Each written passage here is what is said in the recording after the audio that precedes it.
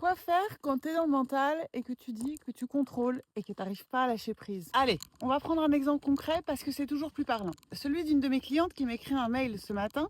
Elle est dans le programme Fascia Dance, qui est justement un programme pour faire l'expérience de son être à travers son corps.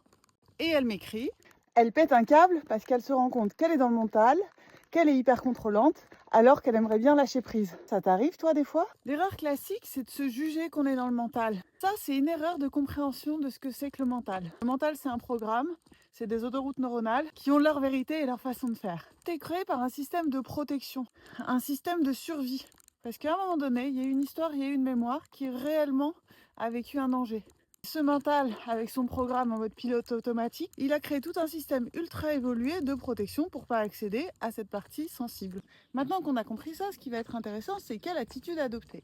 Une des premières erreurs que je vois, c'est que tu juges le fait que tu sois dans le mental. Alors déjà que tu es tendu, tu te juges d'être tendu. Autant te dire que l'élastique, il est pas loin de péter. La posture à adopter, ça serait plus l'archétype de l'observateur. J'observe, je suis en train de fonctionner à partir d'un programme mental.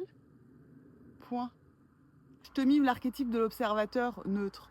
Il sort sa longue vue et il dit « Eh dis donc, capitaine, j'ai comme l'impression qu'on s'est fait choper par le mental. » Juste, changeons de cap, capitaine. Ah, d'accord, mais on va par où? En haut, à droite, bâbord, tribord, on passe par où pour sortir du mental? Allez, on avance avec un peu de sérieux quand même là. Et apparemment, je ne le répète jamais assez, mais je le répéterai jusqu'à ce que vous m'entendiez. C'est de la pratique, les amis. Les problèmes de mental, ça se résout pas par le mental. Ça se résout par l'expérience, par la pratique à travers le corps. Donc, pour essayer de donner un peu de place à cette tension, c'est beaucoup plus intéressant d'aller ramener une perception sensorielle de la tension plutôt que de la mouliner à travers ses pensées.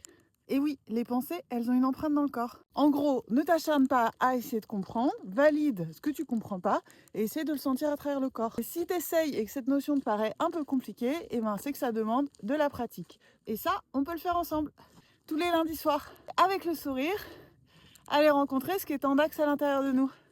Si tu veux en savoir plus, je te mets le lien juste en dessous dans le premier commentaire.